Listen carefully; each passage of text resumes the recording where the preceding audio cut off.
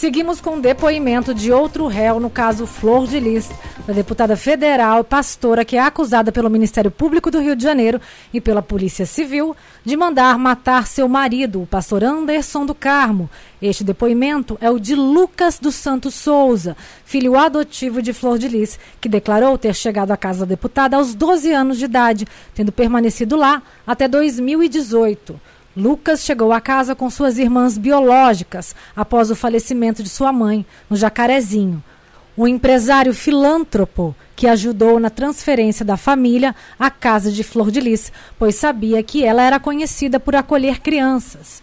Lucas vem sendo tratado como laranja e, por enquanto, irá a júri popular, mas coisas podem mudar ainda para Lucas nos próximos dias.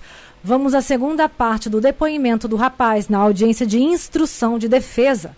A juíza finaliza suas perguntas e passa a palavra ao Ministério Público. Ok, com a palavra o Ministério Público. Boa tarde, Lucas. Tudo bem? Boa tarde. Me diz o seguinte. O senhor foi procurado, então, pela Marzi, certo? E pela Rayane, para que o senhor executasse ou achasse alguém para que pudesse, de fato, executar o crime. O senhor lembra mais ou menos os meses em que isso aconteceu, em que o senhor foi procurado? No da Marzi, eu fui procurado por ela no finalzinho de janeiro de 2019. E pela Rayane, foi mais ou menos entre março e abril de 2019. O senhor, então, foi procurado pela deputada para mostrar essas conversas, certo? E qual foi a reação da sua mãe? Ela começou a balançar a cabeça assim, em sinal de não, e começou a falar que isso era coisa da Marzi. Então ela pegou o telefone e apagou todas as mensagens, não foi isso? Sim, foi isso sim, senhor. Então a magistrada interrompe. Doutor, ele já havia respondido essas perguntas. O promotor então responde. É verdade, excelência, me desculpe. Vou continuar então. Depois do crime, logo depois da morte propriamente dita do pastor, o Flávio lhe telefonou, mandou mensagem ou falou alguma coisa para você? Mandou sim, mandou, perguntando para mim o que eu tinha feito. Eu falei para ele, o que foi? O que eu fiz? Ele então falou, foi aqui dentro de casa, balearam o Niel, quase acertaram minha mãe. Foi você quem fez isso? Eu falei, não fui eu não. Aí ele falou, cara, fala a verdade, eu sou seu irmão. E eu falei, não fui eu não fui eu não, eu nem tô aí. Aí eu fui e mandei a minha localização para ele, para mostrar onde é que eu tava.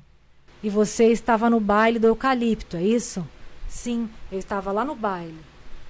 E o Flávio sabia que você tinha, entretanto, que você não estava mais na casa, não é isso? Sim, ele sabia. E o Flávio te disse o porquê ele estava tentando colocar essa culpa em você? Ou por qual motivo ele teria te enviado essa mensagem? Não falou, não. E lá na DH, ele chegou a comentar alguma coisa?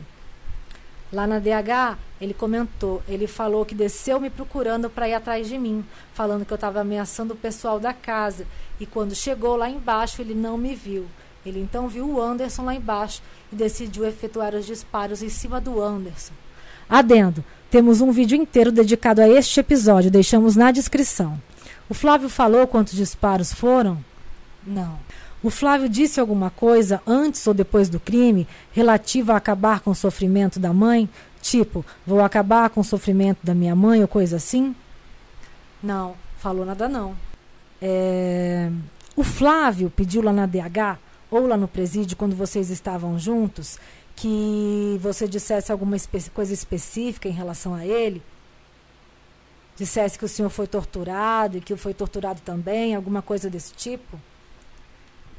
Isso veio na carta. Na carta estava escrito isso, que era para eu falar, que o Flávio estava sofrendo tortura lá na DH. Mas isso não aconteceu de fato, não é? Não, não aconteceu não.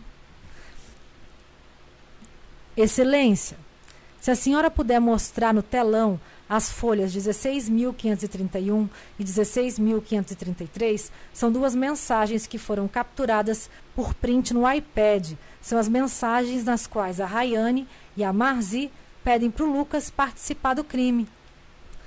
A magistrada então pede para colocar as fotos no telão e logo depois pergunta: Lucas, Você consegue ler essa mensagem daí? Sim, consigo. E o senhor reconhece essas mensagens? Sim, reconheço. Essa daí foi a mensagem da Marzi. O promotor de justiça então começa a ler parte das mensagens escritas no telão.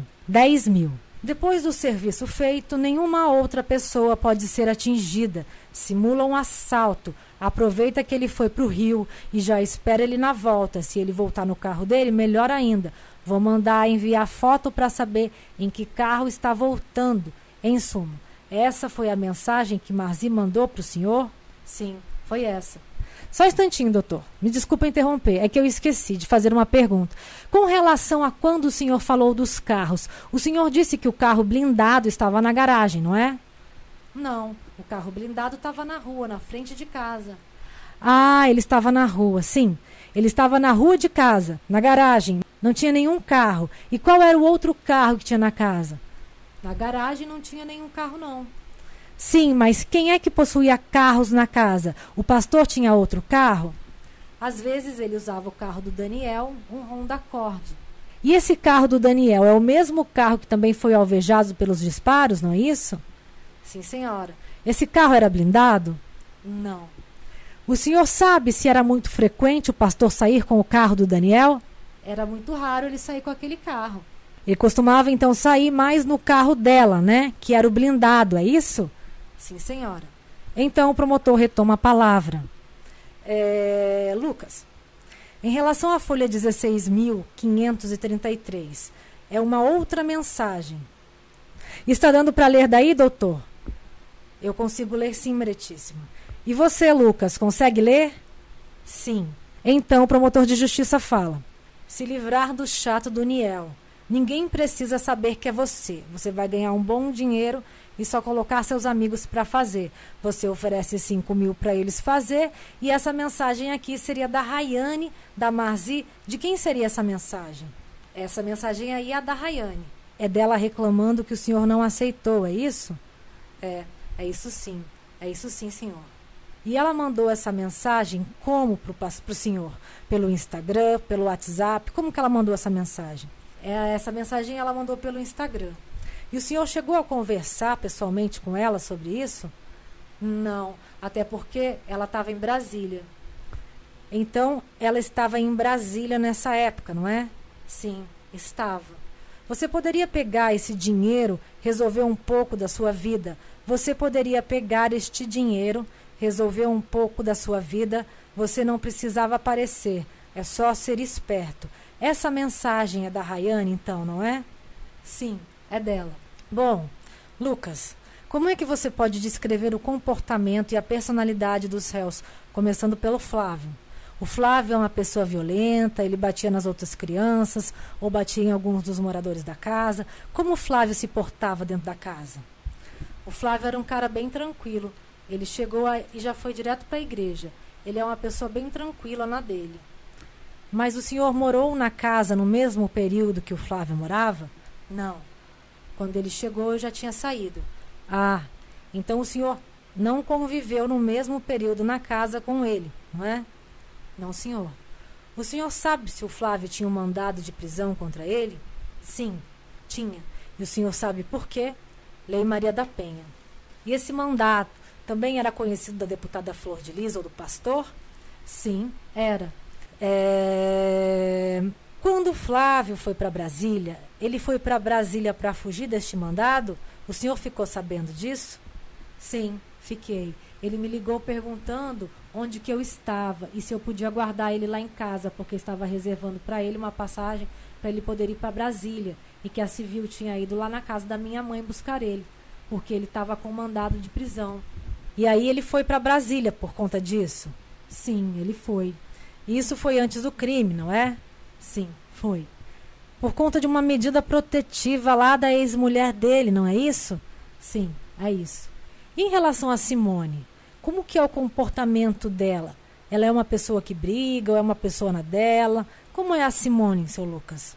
A Simone é uma mulher que gosta de fazer intriga com os outros. Ela gosta de fazer fofoca com o nome dos outros.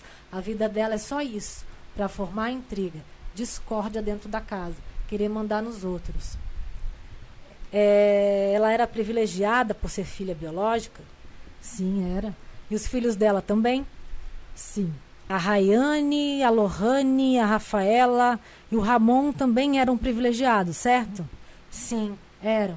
Tinham uma geladeira separada, não faziam nada dentro de casa. Todo dia dormiam até mais ou menos meio-dia. Lucas, o senhor chegou a trabalhar algum tempo em alguma oficina? Sim, na oficina da Regiane.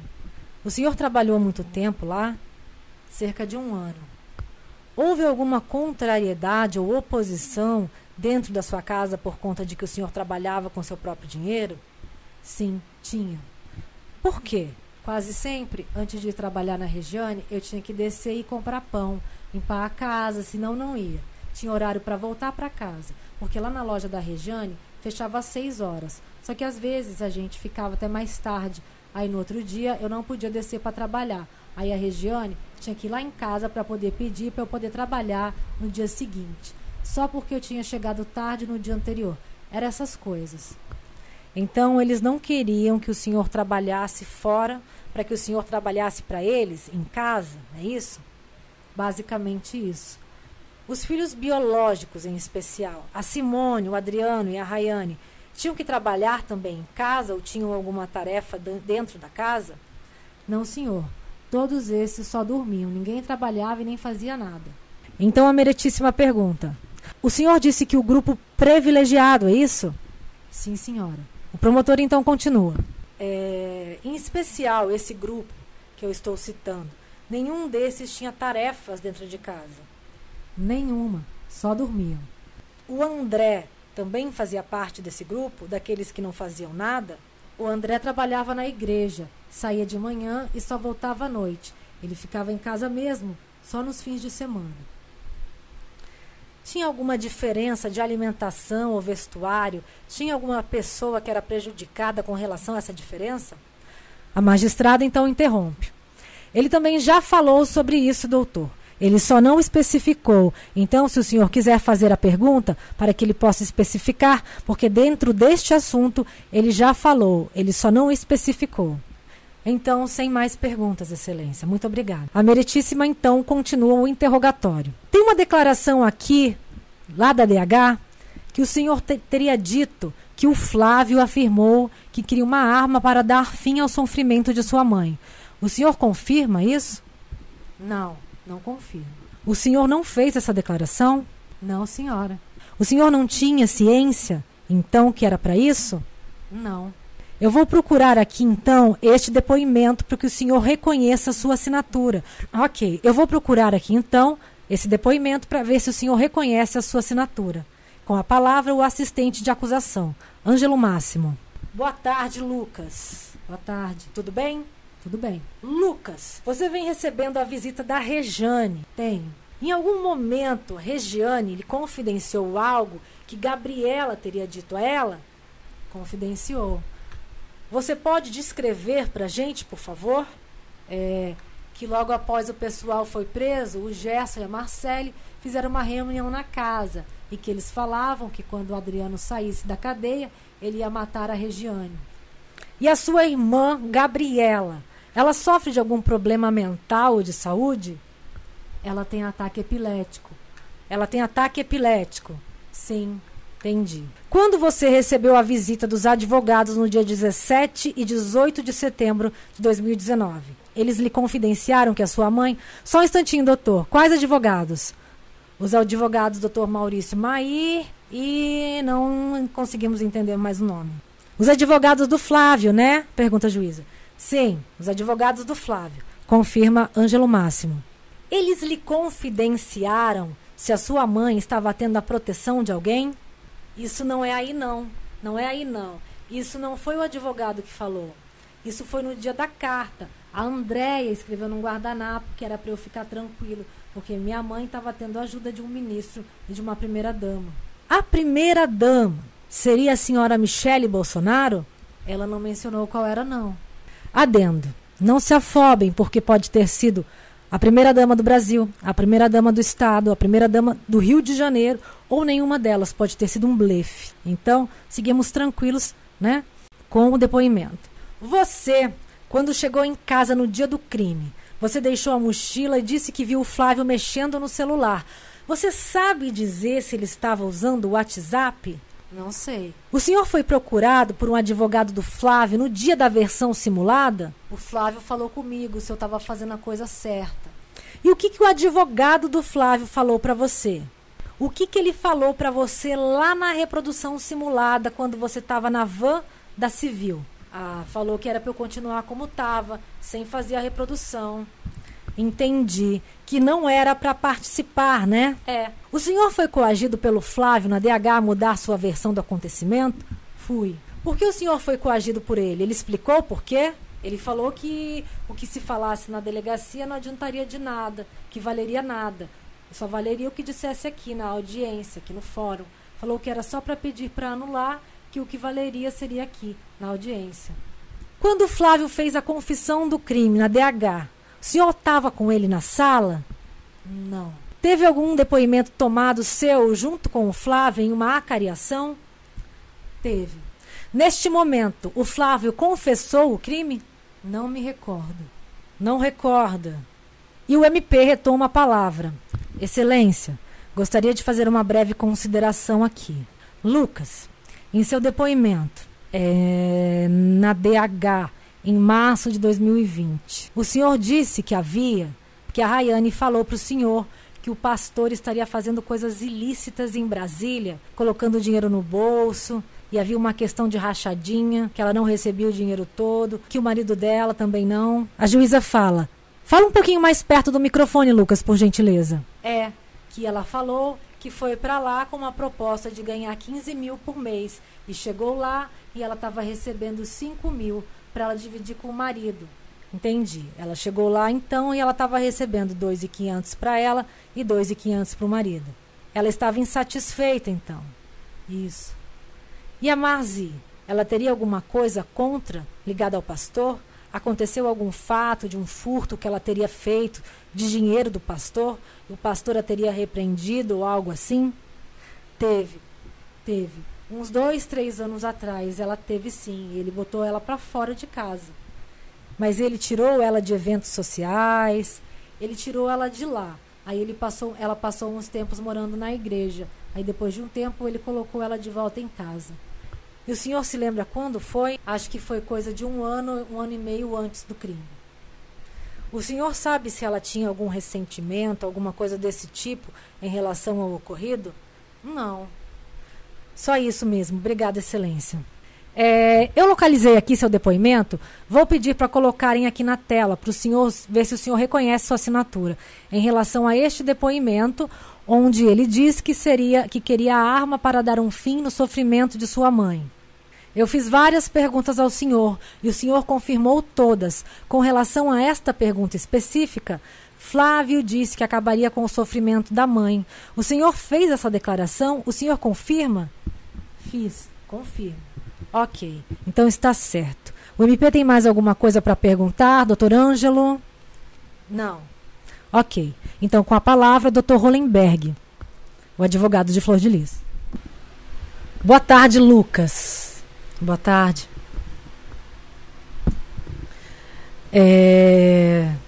Tem uma coisa que eu preciso que você me esclareça.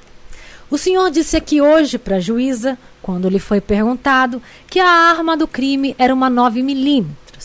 E em outra oportunidade que o senhor teve aqui sentado para prestar esclarecimentos, você declarou para a juíza e para a promotora, que antecedeu ao ilustre promotor que aqui está, que a arma que foi mostrada e trazida foi uma 40. A juíza então interrompe a pergunta. O senhor pode indicar as folhas, por favor, doutor? E Hollenberg responde. Já estou afirmando aqui categoricamente, excelência, como está aqui agora passando no depoimento. E se quiser, pode colocar no audiovisual dele da última vez que ele esteve aqui. Isso não foi dito pelo réu, não. Isso foi dito que ele tinha o contato da 40 e da 45, acrescentou o promotor. Hollenberg então respondeu. Foi dito no audiovisual que a arma que foi trazida foi uma 40. A magistrada então pergunta diretamente a Lucas. O que o senhor disse? Que a arma era uma 40? Não, eu não falei isso não. Hollenberg continua a tentar argumentar, então a magistrada interrompe novamente.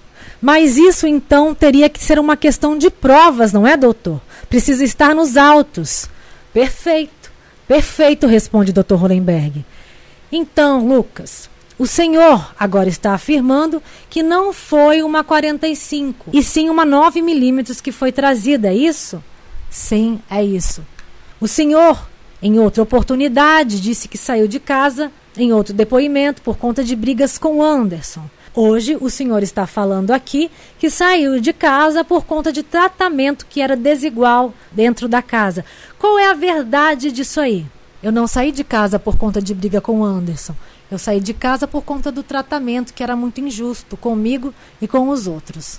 Mas o senhor estava discutindo com o Anderson ou tinha problemas com o Anderson? Pergunta a magistrada. Não, não tinha não. Hollenberg então continua. O senhor tem conhecimento de mensagens do seu celular dizendo: deixe ele vir aqui só para ele ver o que ele vai ter. Não, não tenho conhecimento não. O senhor teria falado isso na época em que estava na comunidade da cocada? Deixa ele vir, deixa ele ver o que está esperando ele. O senhor tem conhecimento disso? Não, não tenho conhecimento não. Oi, Lucas. A magistrada novamente interrompe. Deixa ele quem? Tem algum nome aí, Dr. Hollenberg? Do Anderson. Mas está escrito aonde? Está escrito Anderson aí? Ele fala na conversa, pai, é o pai dele, é o Anderson. O senhor pode indicar as folhas, por favor? Adendo. Adendo. Tudo deve sempre estar nos autos, todas as alegações. Portanto, os advogados, ao indagarem, precisam situar o local nos autos em que conste as alegações que fazem, como, por exemplo, faz sempre o Dr. Ângelo e o promotor. Está nas mensagens captadas pelo Ministério Público? Sim. Mas em qual folha, doutor, por favor? Excelência, o processo tem vários defeitos. O primeiro, Dr. Hollenberg, um processo tem milhares de folhas. Esse é um defeito do processo, quanto à numeração das folhas. E o senhor não sabe, nem com erro ou sem erro, qual é o número da página que contém esta mensagem que o senhor está alegando? Eu tenho certeza absoluta que existe essa mensagem. Absoluta. Mas não sabe quais são as folhas. Se o senhor puder indicar as folhas... Excelência, eu não vou trazer aqui 15.000 folhas para o plenário. Não tenho nem mais idade para carregar um carrinho desses. Não precisa trazer 15.000 folhas, doutor, mas pelo menos saber as quais você cita. Mas então, Meritíssima, eu estou perguntando para ele se ele sabe ou não sabe, se ele falou ou se ele não falou. Se ele não falou, não falou. Se ele falou, falou. Se ele quer falar que falou, é porque falou. Depois, então, cabe a mim provar. Por exemplo, eu quero entender aqui, Lucas, você falou que mexia com o tráfico no Morro da Cocada. Isso. Você falou que saiu com aquela mochila de lá, que levou drogas para guardar em casa. Foi. Por qual razão o senhor não deixou na boca, na empresa ou na firma essas drogas e levou essa mochila para a rua, se arriscando a ser preso? Se você tomasse uma dura, eu queria entender essa dinâmica de tirar as drogas da boca, colocar em uma mochila e levar para casa da sua mãe. Por que você percorreu um caminho, podendo ser abordado a qualquer hora? Perder essa droga, ser preso. Por isso eu quero entender, eram drogas ou era uma pistola que estava dentro dessa mochila? Eram drogas que estavam dentro da mochila. E por qual razão você fez este trajeto todo para fora da favela com drogas? Porque estavam tudo comigo, não tinha mais ninguém lá. Que já estava fechando, aí então eu fui lá e deixei. O que é que estava fechando? A boca. Eu estava fechando. Eu que fechei a boca. Por isso que eu levei para lá. Ué, mas a boca funciona assim? Tem horário para poder fechar? Não, não tem horário, mas foi eu que fechei. Eu tinha que ficar lá até de manhã, mas eu fechei antes para ir pro baile. Então o senhor fechou a boca por sua conta. Você era o dono lá no Morro da Cocada. Não, eu era o vapor. E como vapor, o senhor determinou que não iria mais ter venda naquele dia.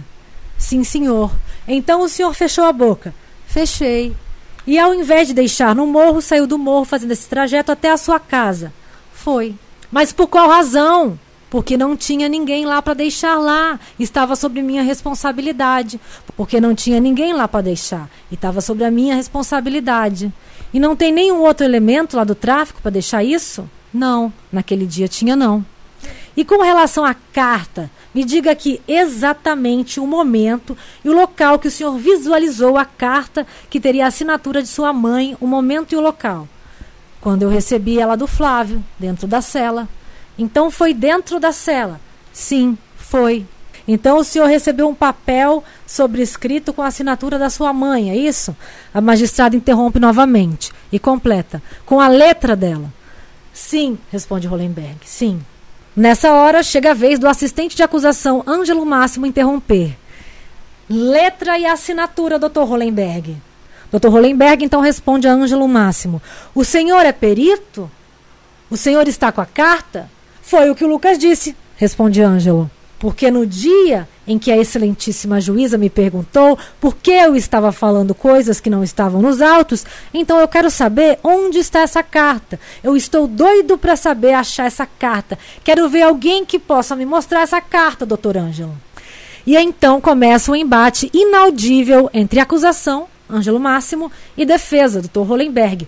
Os dois levantam a voz, um para o outro, e é preciso que a juíza interrompa, lembrando ao Dr. Ângelo que quem está com a palavra agora é o Dr. Hollenberg. A magistrada então fala: Dr. Hollenberg, o senhor pode repetir a pergunta para que o Lucas possa responder? Dr. Hollenberg então retoma: em que momento e local o senhor visualizou essa carta? Dentro da cela. Dentro da cela. Isso. O senhor pode nos informar em qual presídio? No Bandeira Estampa. O senhor assinou um documento onde estava no Bandeira Estampa, que queria ser defendido pela Defensoria Pública. Assinei. Qual foi o motivo? O senhor assinou antes da carta ou depois da carta? Depois da carta. O senhor sabe dizer quantos dias depois? Acho que foi uma semana depois. Foi logo assim que eu voltei da reconstituição. Acho que foi na segunda-feira, depois da reconstituição. Então, como é que é? Só para recapitular, o senhor assinou com a Defensoria Pública logo após a reconstituição, na primeira segunda-feira. Na primeira segunda-feira. Isso. Como é que foi essa assinatura? Quem levou ao senhor? Como é que foi? Eu resolvi trocar o advogado porque ele não estava me dando assistência. Ele foi lá uma vez só e depois nunca mais foi. A magistrada mais uma vez interrompe e pergunta: quem pagava o seu advogado? A Regiane. E o senhor resolveu trocar por qual motivo? Porque ele não estava lhe dando assistência? Isso. Hollenberg volta à palavra. Então foi depois da reconstituição que o senhor assinou com a Defensoria Pública para lhe representar. Isso. É isso? Sim. Novamente a juíza intervém. Ele já respondeu o senhor pelo menos 3 vezes. Sim, mas é muito importante frisar com ele. A senhora acha, excelência? E porque eu sou assim, eu tenho um pouco de defeito com relação a isso, que eu vou tentar aprimorar. Quando os tais advogados foram lá procurar você, o Flávio e o Maurício, quando eles foram lá procurar você, eles falaram de qual forma? Eles falaram para você que você não era obrigado a participar da reconstituição? Ou como é que foi isso? Eles foram lá para te dar uma notícia de que você não era obrigado? Como é que foi isso? Eles falaram que não era para mim participar da reconstituição. E quando eles falaram que não era para o senhor participar da reconstituição, você concordou por qual razão? Ou seja, você tinha advogado, você tinha defensoria pública, por que você não pediu a delegada para que fosse? Ele estava no presídio, não é, doutor? Fala a magistrada. No dia da reconstituição, magistrado. Mas ele estava no presídio, doutor.